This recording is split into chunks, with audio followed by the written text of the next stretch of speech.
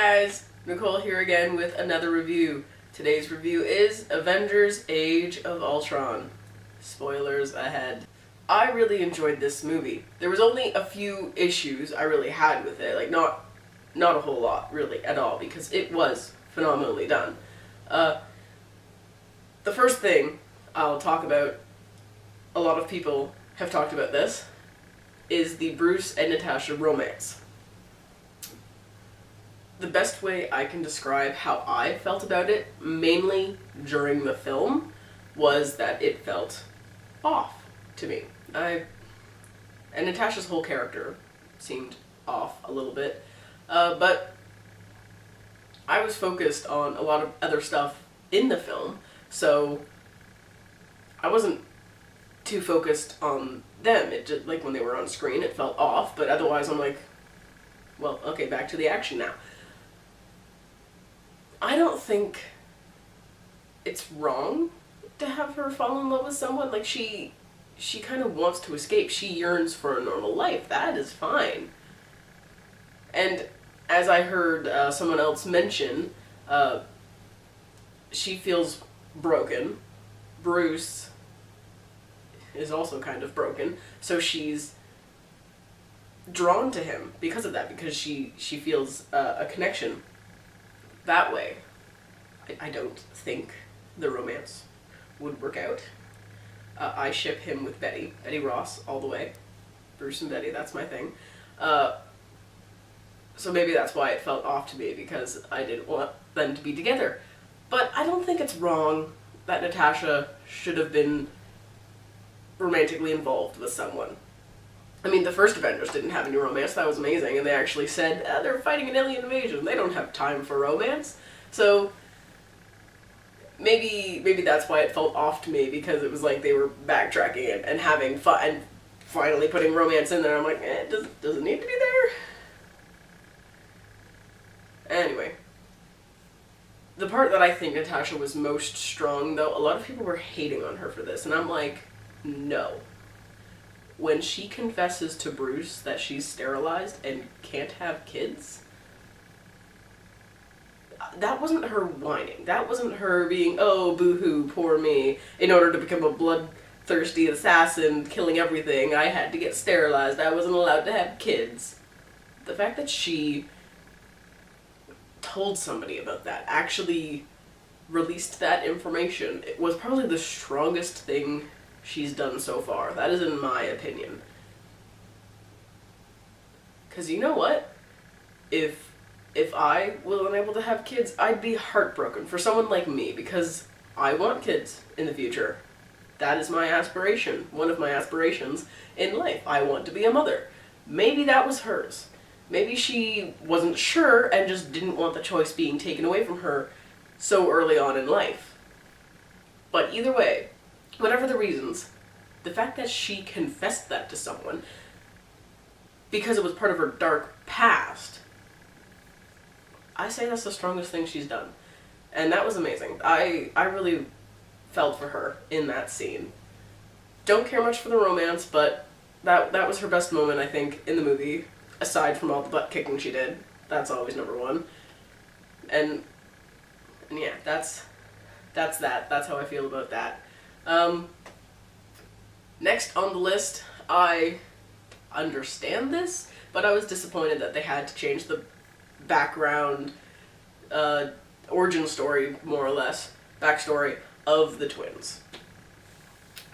Because Fox owns the rights for the mutants, and there would have been a whole bunch of nonsense if they said, oh yes, Magneto is our dad, and we're mutants.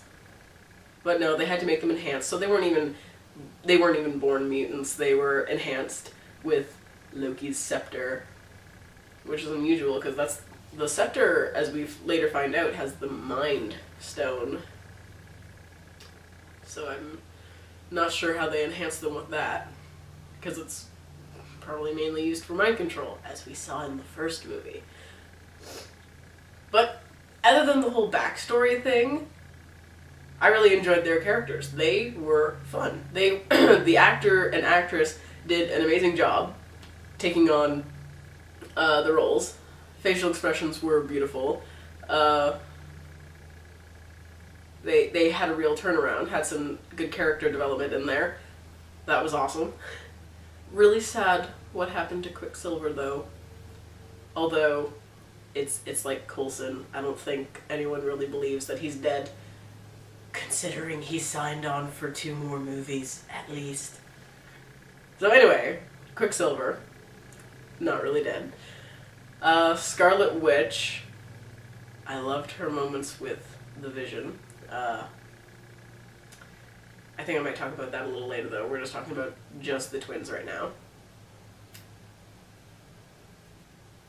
Although that's really probably all I have to say about the twins. They were good. They were fun.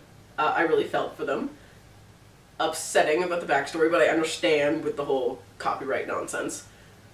And they wanted to have them in there because they were part of the Avengers. But you know, Spider-Man's also part of the Avengers. Gotta get him in there. But yeah, so the twins, they were fun. They were great, really. And yeah, that's probably those 2 issues are probably the only real big thing I had a problem with, because otherwise it was done really well. Like going to like story and stuff, pacing wise, with all the lines and the dialogue, it was well put together, well done. Everyone was in character. Like, that was not gonna happen. And it's interesting that they made Tony be the creator of Ultron, because in past ones it's usually, more times than not, it's Hank who does that. Although in the movie The Next Avengers, it was Tony again, so it's like 50-50. Toss a coin. Who's gonna be the father of Ultron this time? But in this situation, they had to go with Tony because he's the only one in the Avengers right now. Like, Hank's an Ant-Man. He's coming later. But yeah, well written, well scripted. My favorite running joke, I just have to say this. I think everyone loves this one. Steve and bad language. That was funny. And it was a running joke. It came up speckled in the movie. I looked forward to that. I'm like, oh, that's great. Maria Hill got one in there. Beautiful. And just really, really well done. All that. Now Ultron. Ultron was beautiful. Everyone that I've known, that I've seen, that I've talked to, they all think he's beautiful. He had an amazing design. I don't know who designed him, who modeled him. He just beautiful. When I first saw him, it was magnificent. And then in the movie, like when I first saw him, before the movie, like the first reveal of what he looked like, it was magnificent. Then the animation of him in the actual movie was gorgeous. It's like probably some of the few actual animation in the movie, because it's all live action. Like even Vision was an actual person, but I'm pretty sure Ultron was actual CGI'd and put in there. It's gorgeous animation. I'm an animation student person, so I just love animation whenever it comes up. It's my thing. So that was gorgeous.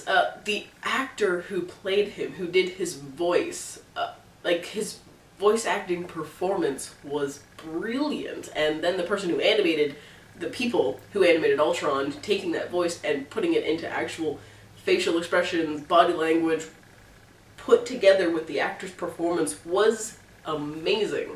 Like, that was probably the best thing of the movie for me, just because of that I want to go into animation. Like, animation is a huge part in my life, so I loved that. It was magnificent, and I really should stop talking about that now, because I'm just gonna keep saying magnificent, magnificent, magnificent. But really, that's what he was, and I love the scene with Claw. I wonder I think he's gonna show up in Ant-Man, and I think that's why they were introducing him, because he becomes the sound villain Claw, and he does, in fact, have a fake arm, so he had 2 arms in the movie, and I didn't quite clue into that until Ultron ripped off one of his arms, and I'm like, oh, it's gonna be the thing! He's gonna get his arm thing! And I got excited, I was like, oh, and then Ultron's reaction to that, though, I'm sure it'll be fine. I'm like, oh, poor baby doesn't know how human arms work. So that was fun. That was a fun scene. I enjoyed that. So I liked Claw's little cameo there. That was a funny scene. And again, Ultron was magnificent. But moving on from that beautiful robot to another beautiful robot, the Vision. I was excited for Vision. I read in a magazine that, oh, Ultron's going to kill Jarvis. No! But then is gonna create Vision, who is voiced and act like Jarvis's actor will be on stage as Vision. So I was like, oh, Jarvis gets to come back! And then in the actual movie, he's like, I am no longer Jarvis. And I'm like, what? So I was a little taken aback by that, but it makes sense. I'm not like angry at it. I was just like, oh, Jarvis is gone. But we have Vision now, and he's amazing. And I got to see a little bit of his intangibility. I actually love his intangibility. I love that power. Intangibility just phase through stuff. It's fun. And he used it very, like, it was quick. It was minuscule. I think it only happened once or twice, where he like phases his arms into the robot and just like destroys it. And I'm like, oh, intangibility, yay! And then when he picked up Scarlet Witch, oh my goodness. And they shared that look, because everybody knows in the comics they get together and it's beautiful. So I was excited for that. I hope they go on. I don't know how that relationship, I don't ever understand how that relationship worked in the comics, but it's cute, so I roll with it. So I'm hoping for more of that. I'm hoping for more Vision. I'm hoping for more of all those guys, because that will be fun. Tony had a lot of, moving on to Tony. He had that big moment at the beginning with Scarlet Witch, messed him up the most. And that, of course, was what set off the entire film. Because that's what makes him make Ultron. And yeah, Tony just has, I guess he's kind of like Reed Richards in that way, Fantastic Four now. Reed Richards always is like, oh, we gotta do this for the good of the right thing to do, even if it's, I don't know, right for the people, but not, I don't even know how to explain it. Sometimes they do things that are probably not socially sound, morally correct, but they feel like it's the right thing to do for the good of the planet. That's kind of what Tony did in this movie. And then he tries to do it again with Vision. And then Captain America's just like, Tony, no, we've been through this once already. We don't need 2 of them. But then Thor comes and clears it all up.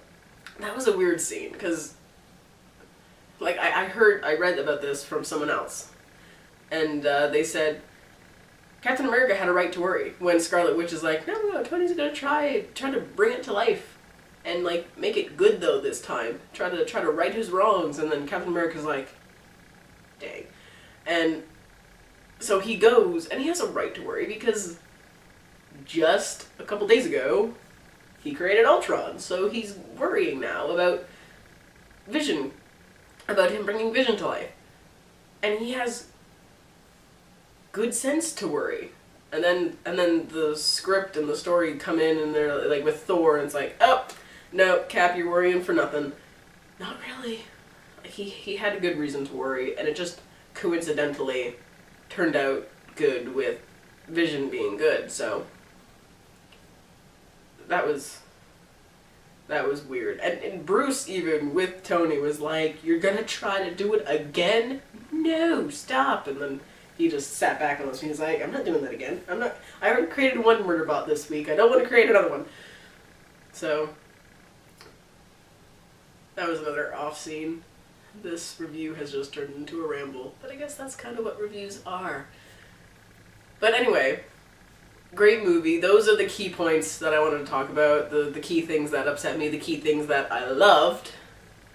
Ultron.